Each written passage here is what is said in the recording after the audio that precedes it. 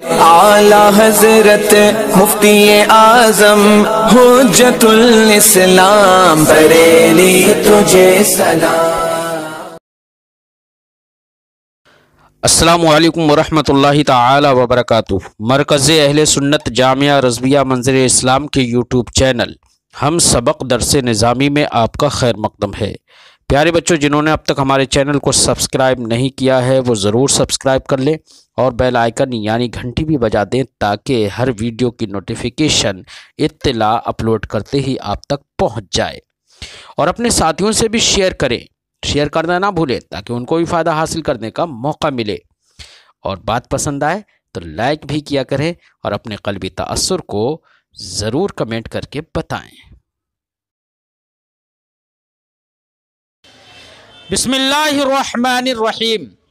وَلِلَّهِ تَعَالَى كُتُبٌ أَنزَلَهَا عَلَىٰ أَنبِيَائِهِ وَبَيَّنَ فِيهَا أَمْرَهُ وَنَهْيَهُ وَوَعْدَهُ وَوَعِيدَهُ۔ اللہ کی کچھ کتابیں ہیں جو اللہ نے اپنے انبیاء پر نازل فرمائیں۔ ان کتابوں میں اللہ نے اپنے امر و نہی کو بیان فرما دیا ہے، کیا حکم دیا، کس چیز سے منع کیا ہے، کیا وعدہ ہے، کیا وعید ہے، ان ساری چیزوں کو کتابوں میں اللہ نے بیان فرمایا ہے۔ اور یاد رہے، جب یہ مصنف صاحب عقائد نے جب یہ کہا کہ اللہ کی کتابیں ہیں جس میں اللہ نے اپنے امر و نہی اور وعد و وعید کو بیان کیا ہے، اور آپ جانتے ہیں امر و نہی کلام کے اقسام سے ہے نہیں ہے؟ بولیے یار، کلام کے اقسام سے ہے نا؟ تو جب امر و نہی کلام کے اقسام سے، اور امر و نہی کس میں بیان کیے اللہ نے؟ ان کتابوں میں۔ تو وہ کتابیں بھی کلام اللہ ہوں گی نہیں ہوں گی؟ ارے بھئی، کتابیں بھی اللہ کا کلام ہوں گی۔ اب اگر کوئی بے وقوف یہ کہنے لگے کہ پہلے کی جو کتابیں ہیں وہ منسوخ اس لیے ہو گئیں کہ وہ کلام اللہ نہیں تھیں، قرآن اس لیے باقی ہے، محفوظ ہے، قرآن میں تغییر اور تبدیلی اس لیے نہیں ہوئی کہ یہ کلام اللہ ہے، تو پہلے کی کتابوں کو کلام اللہ نہ مانے اور قرآن کو صرف کلام اللہ کہے، تو یا یہ اس کی بات صحیح ہوگی یا غلط ہوگی نا؟ ساری کتابیں جو بھی انبیاء پر اللہ نے نازل فرمائی سب کلام اللہ ہیں۔ کیا ہیں؟ سب کلام اللہ ہیں، اللہ کا کلام ہے۔ اللہ کی طرف وہ ان تمام نقوش کی اضافت جو ہے اضافت تشریفی ہے، اور یہ سب کے سب دال ہے اس کلام پر جو اللہ کی ذات کے ساتھ قائم ہے، جس کو کلام نفسی کہتے ہیں۔ تو سب کے سب کلام اللہ ہے۔ بات سمجھ میں آ گئی؟ اس لیے یہ کہنا، میں یہ بات اس لیے کہہ رہا ہوں، ایک اس دور کے بے وقوف محقق نے یہ بات کہی ہے کہ پہلے کی کتابوں میں تحریف اس لیے ہوئی کہ وہ اللہ کا کلام نہیں تھے۔ میں بے وقوف محقق کہہ رہا ہوں، سمجھے نہیں؟ کیونکہ وہ اپنے آپ کو محقق کہتا ہے، اور وہ اس طرح کی بات اگر کہہ رہا ہے، کیونکہ کچھ ازہری لوگ جو ہے نا، ان کے اندر بے وقوفی بنام تحقیق پیدا ہو گئی، سمجھے نہیں؟ تو وہ اپنے آپ ہی کو سب کچھ سمجھتے ہیں ہم ہی محقق ہیں۔ تو کچھ طلباء کو اس نے گمراہ کیا یہ بات بتا کر، کہ کہا کہ پہلے کی کتابیں اللہ کا کلام نہیں تھیں اس لیے ان میں تحریف ہو گئی، کلام اللہ میں تحریف نہیں ہوتی ہے، سمجھے نہیں؟ قرآن اللہ کا کلام تھا، اس لیے میں کوئی تحریف اور اس میں کوئی تغییر اسی لیے نہیں ہوئی ہے۔ تو پہلی کی کتابوں کو اس نے کلام اللہ ہونے سے خارج کر دیا، سمجھے نہیں؟ تو یہ میرے نزدیک تو ایسا محقق بے وقوفی ہی ہو سکتا ہے، سمجھے نہیں؟ علامہ سعد الدین تفتازانی کی بات اب یہاں پر سننا، فرماتے ہیں کہ یہ سب کے سب کلام اللہ ہیں۔ کیا ہے؟ سب کے سب جتنی بھی کتابیں ہیں کلام اللہ ہیں۔ اب ہم جب یہ بات بیچ میں آ گئی اس لیے میں نے ذکر کر دی، میں نام اس لیے ذکر نہیں کر رہا ہوں براہ راست آپ لوگوں کا ذہن نہ پہنچے وہاں، نام اس لیے ذکر نہیں کر رہا ہوں۔ اگر وہ میری گفتگو سنے تو میں چاہتا ہوں کہ وہ مجھ سے ضرور رابطہ کرے۔ فرماتے ہیں کہ وَلِلَّهِ تَعَالَى کتب، اللہ کے لیے کچھ کتابیں ہیں، انزلها، اللہ کی کتابیں ہیں، انزلها علی انبیائہ، جن کو اللہ نے اپنے انبیاء پر نازل فرمایا، وبین فیہا امرہ ونہیہ، اور اس میں اپنے امر و نہی کو بیان فرمایا، وعد و وعید کو بیان فرمایا، وکلھا کلام اللہ تعالی، یہ سب کی سب کتابیں کیا ہیں؟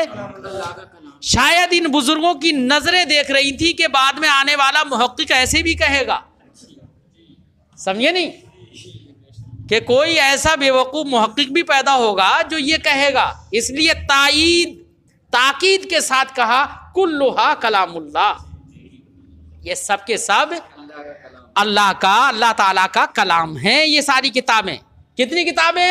104، جس میں 4 تو بڑی بڑی ہیں اور 100 چھوٹے چھوٹے صحیفے، سمجھے نہیں؟ ہاں، وہ 104 جن میں سے 50 صحیفے اللہ رب العزت نے آدم علیہ السلام کے بیٹے حضرت شیس علیہ السلام پر نازل فرمائے تھے، 30 صحیفے حضرت ادریس علیہ السلام پر نازل فرمائے، گنتے رہو 80 ہو گئے۔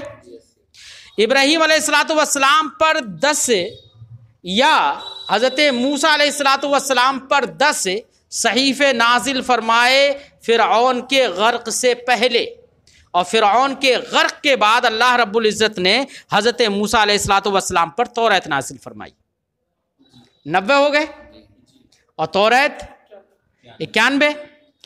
پھر حضرت عیسیٰ علیہ السلام پر انجیل نازل فرمائی، حضرت داؤد علیہ السلام پر زبور نازل فرمائی، اور داؤد علیہ السلام پر اور ہمارے نبی صلی اللہ علیہ وسلم پر قرآن نازل فرمایا، سمجھے نہیں؟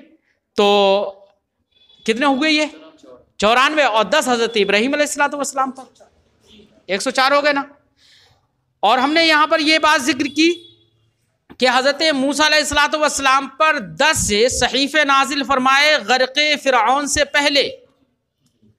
بعض علماء نے یہ بھی بیان فرمایا ہے کہ حضرت موسیٰ علیہ السلام پر جو ہم نے ذکر کیا کہ فرعون کے غرق سے پہلے 10 صحیفے نازل فرمائے، بعض علماء نے فرمایا حضرت موسیٰ علیہ السلام کے بجائے انہوں نے کہا کہ حضرت آدم پر 10 صحیفے نازل فرمائے اللہ نے، بات سمجھے؟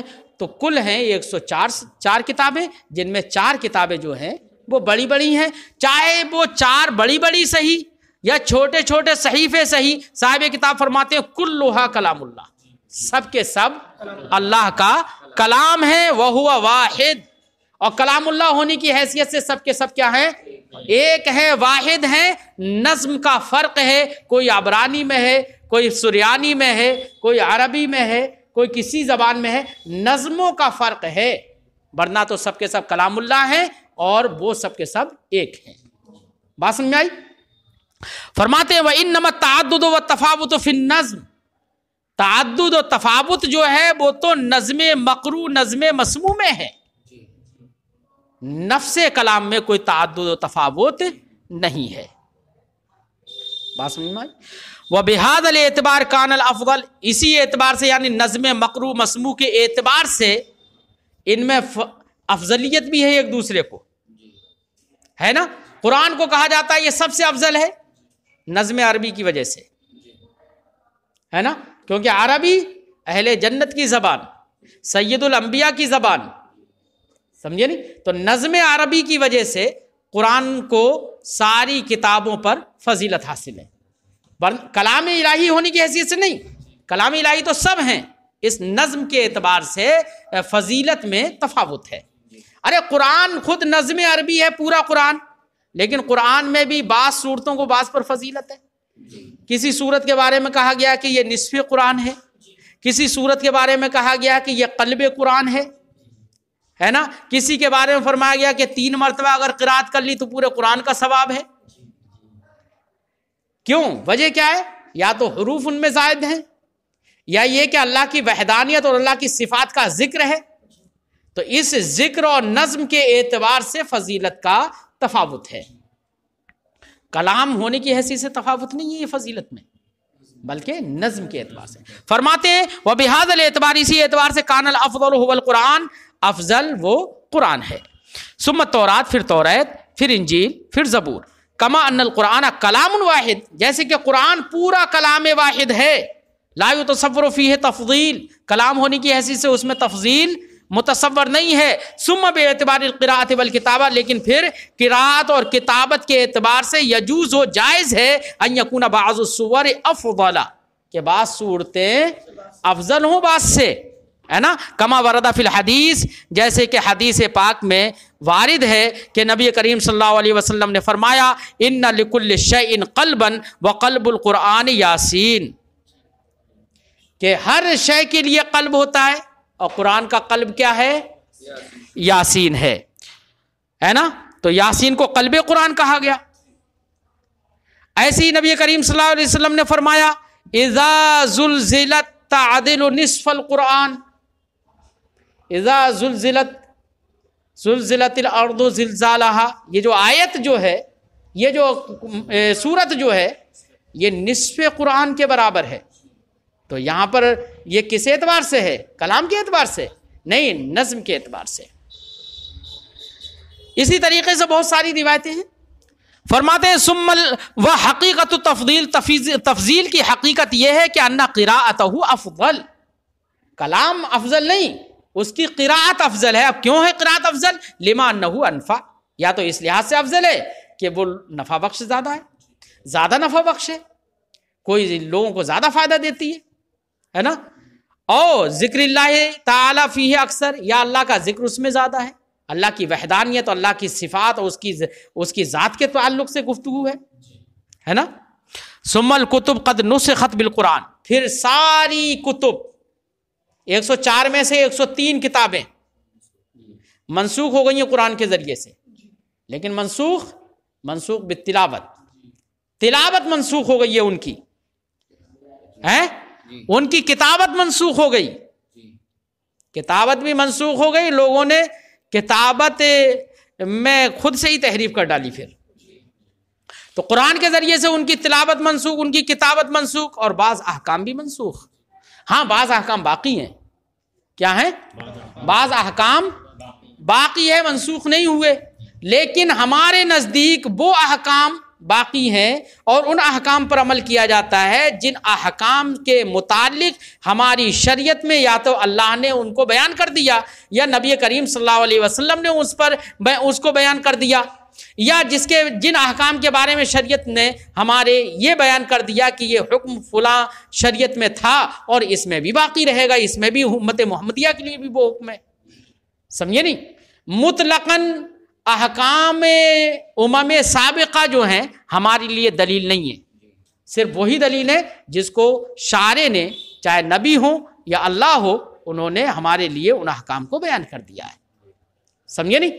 ہاں وہ بعض احکام ہمارے شریعت میں بھی باقی رہیں گے، وہ بھی اس لیے نہیں کوئی شبہ یہ کہنے لگے کہ یار جب پہلی شریعتیں سب منسوخ ہو گئیں، کتابیں منسوخ ہوں گے تو ان کا احکام ہماری شریعت میں رہیں گے، تو یہ تو منسوب ہونا چاہیے انہی شریعتوں کی طرف کہ فلاں شریعت کا حکم ہمارے یہاں پر موجود ہے، تو اس کا مطلب اس شریعت پر آپ عمل کرنے والے ہیں؟ نہیں، اس لحاظ سے نہیں کہ اس شریعت کا حکم ہے، بلکہ اس لحاظ سے ہماری شریعت میں وہ موجود ہے کہ نبی کریم صلی اللہ علیہ وسلم نے اس کا حکم دیا یا اللہ نے اس کا حکم دے دیا ہے، تو پرانی شریعت کے اعتبار سے نہیں بلکہ شریعت محمدیہ کے اعتبار سے، تو اب پرانی شریعت پر ہم عمل کرنے والے نہیں ہیں، ان احکام میں شریعت محمدیہ ہی پر عمل کرنے والے ہیں۔ بات سمجھ میں آ گئی؟ والمعراج لرسول اللہ علیہ السلام فی الیقظۃ بشخصہ الی السماء ثم الی ما شاء اللہ تعالی من العلا حق، اور نبی کریم صلی اللہ علیہ وسلم کو حالت بیداری میں معراج حاصل ہوئی، آپ کے جسمانی تشخص کے ساتھ معراج حاصل ہوئی، کہاں تک؟ الی السماء، آسمان تک، اور پھر آسمان کے بعد کہاں کہاں کی معراج؟ عرش اعظم کی معراج، جنت و دوزخ کی معراج، یہ سارے سفر نبی کریم صلی اللہ علیہ وسلم کے لیے حاصل ہوئے حالت بیداری میں اپنے جسمانی تشخص کے ساتھ۔ یہی حق ہے، اہل سنت و جماعت کا مذہب حق یہی ہے، اگرچہ اہل سنت میں بھی بہت سارے لوگوں نے اس سلسلے میں اختلاف کیا ہے۔ اب ہم اہل سنت و جماعت اسی کے قائل ہیں کہ سرکار کے لیے معراج جو ہے وہ حق ہے، حالت بیداری میں آپ کو معراج ہوئی اور جسمانی تشخص کے ساتھ معراج ہوئی۔ ایسا نہیں ہے کہ صرف روح کو معراج ہوئی اور جسم آپ کا یہیں پر رہ گیا تھا، ایسا نہیں ہے۔ ایسے ہی ایسا بھی نہیں ہے کہ حالت نوم میں معراج ہو گئی، محض ایک خواب تھا وہ، ایسا بھی نہیں ہے، بلکہ بیداری کی حالت میں سرکار کو معراج ہوئی ہے، یہی ہمارا معتقد ہے، سمجھے نہیں؟ لیکن سرکار کی یہ معراج 3 طریقوں پر ہے۔ ایک تو یہ کعبہ شریف سے بیت المقدس تک کی جو معراج ہے، اس کا ثبوت قرآن سے ہے۔ اس کا ثبوت کس سے ہے؟ قرآن سے۔ قرآن نے فرمایا سبحان الذی اسری بعبدہ لیلا من المسجد الحرام الی المسجد الاقصی، ہے نا؟ تو قرآن نے بیان کر دیا اتنی معراج کو، تو قرآن نے بیان کیا۔ اگر اتنی معراج کا کوئی انکار کرے تو مخالف قرآن ہوگا، پھر تو کافر ہو جائے گا وہ، ٹھیک ہے نا؟ پھر مسجد اقصی سے آسمانوں تک کی معراج جو ہے اس کا ثبوت احادیث مشہورہ سے ہے۔ کیا ہے؟ یا اس کے بعد کا ثبوت احادیث۔ اب اگر بیت المقدس سے جو اوپر کی جو معراج ہے آسمان کی یا آسمان کے ما سوا کی معراج ہے، وہ احادیث مشہورہ سے ہے، اگر اس کا کوئی انکار کرتا ہے تو گمراہ کہلائے گا، وہ مبتدع کہلائے گا۔ کیا کہلائے گا؟ کافر نہیں کہلائے گا۔ کیا کہلائے گا؟ وہ گمراہ کہلائے گا۔ بات سمجھ میں آ گئی؟ تو اس طریقے سے معراج کے یہ حصے ہم نے بتایا، تجزیہ کیا۔ ہاں، کچھ لوگوں نے تو معراج کا مطلقاً انکار کر دیا، تو مطلقاً انکار کرنے والے تو کافر ہوں گے، کیونکہ اس میں مخالفت قرآن بھی ہے۔ کچھ لوگوں نے انکار کیا جسمانی معراج کا۔ کیا؟ جسمانی معراج کا۔ تو جسمانی معراج کا انکار کرنے والوں کو نہ گمراہ کہا جائے گا، کافر تو کہا ہی نہیں جا سکتا، گمراہ بھی نہیں کہا جائے گا۔ کیوں؟ اس لیے کہ صریح کوئی دلیل نہیں ہے اس بات پر، قطعی صریح کوئی دلیل نہیں ہے اس بات پر کہ جسم کے ساتھ معراج ہوئی۔ ہاں، احادیث سے سمجھ میں آتا ہے، وہ احادیث متواترہ نہیں ہے، سمجھے نہیں؟ ان میں تعویل کا احتمال ہے۔ کیا ہے؟ اب کوئی تعویل کی بنا پر انکار کرے تو اس کو گمراہ نہیں کہا جائے گا، وہ اس کی خطا ہے، خطا اجتہادی ہے اپنی۔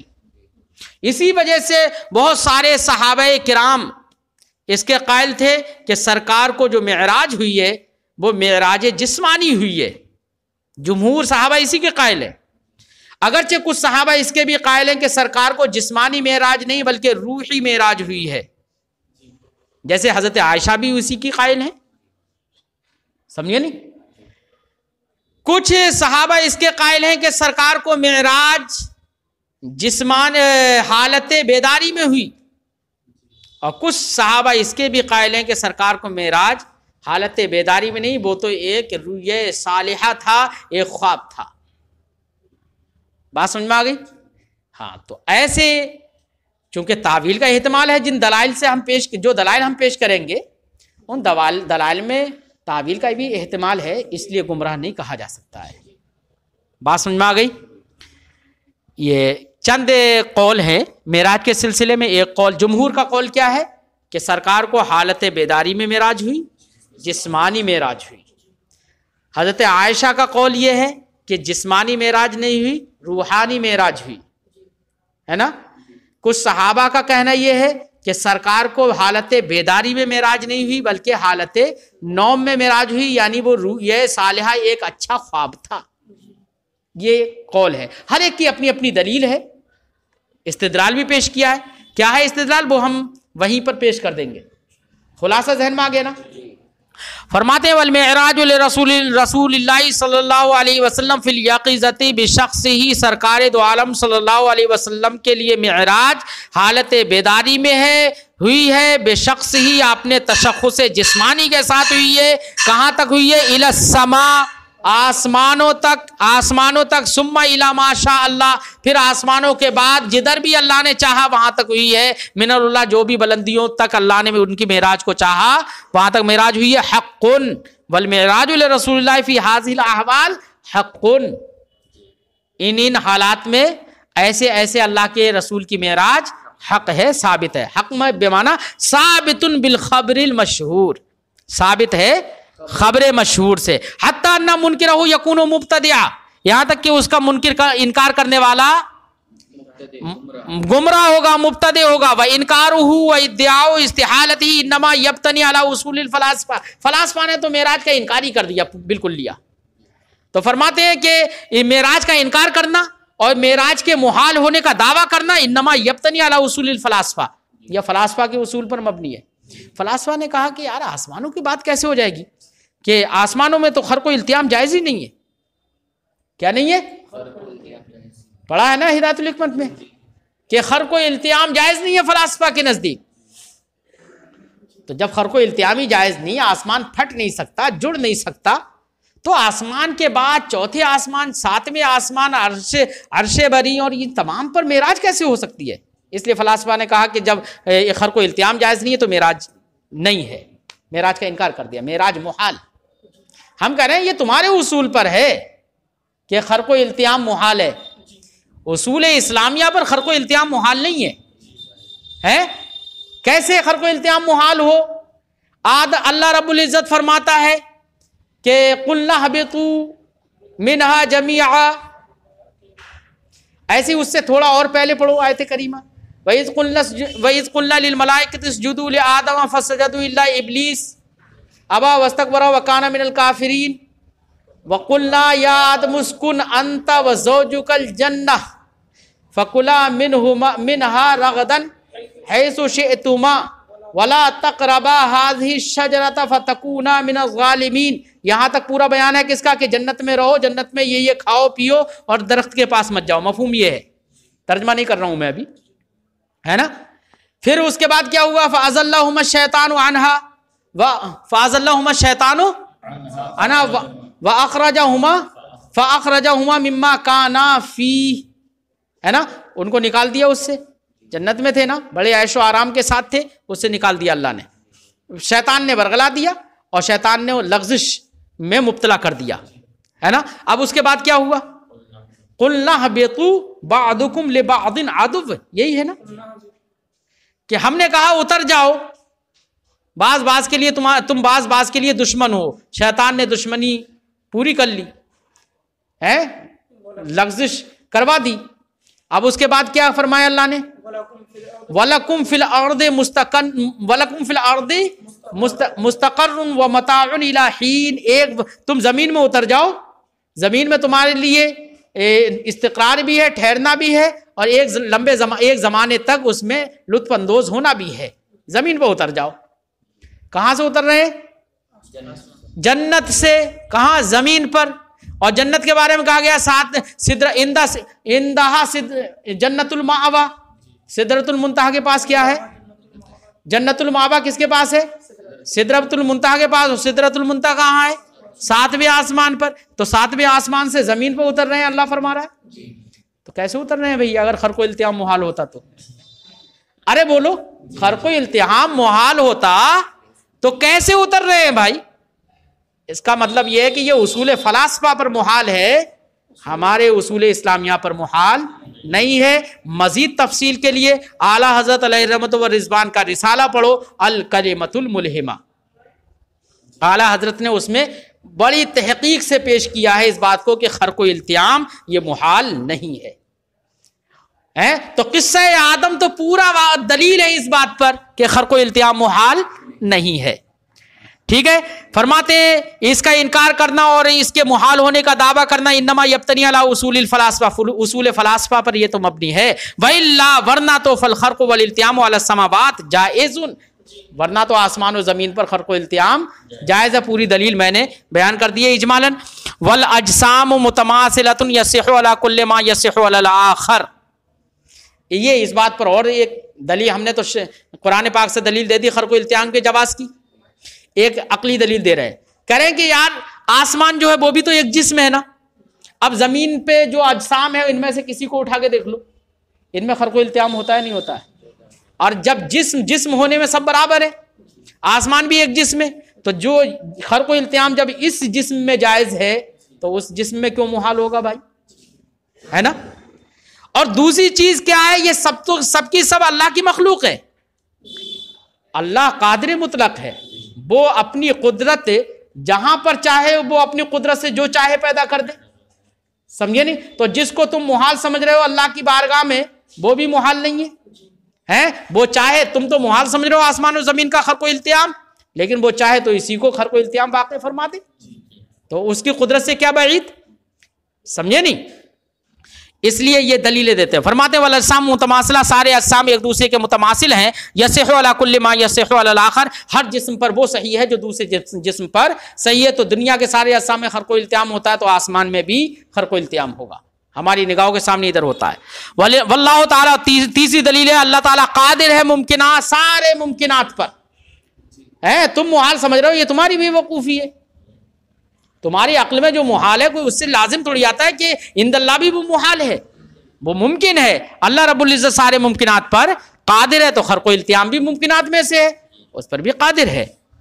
فقولہ فی الیقظہ, تو مصنف کا کہنا فی الیقظہ. اب ما قبل میں آپ نے پڑھا والمعراج لرسول اللہ صلی اللہ علیہ وسلم فی الیقظۃ, ایک قید لگائی یقظہ کی, دوسری قید لگائی بشخص ہی, تیسری قید لگائی للسما, ثم الی ما شاء اللہ الی العلا من العلا حق. یہ سب بتائے. ان قیود کی صاحب شرح اب آگے وضاحت کریں گے, اور مذاہب جو ہم نے بیان کیے تھے وہ مذاہب کا بیان کریں گے, ان کے دلائل پیش کریں گے.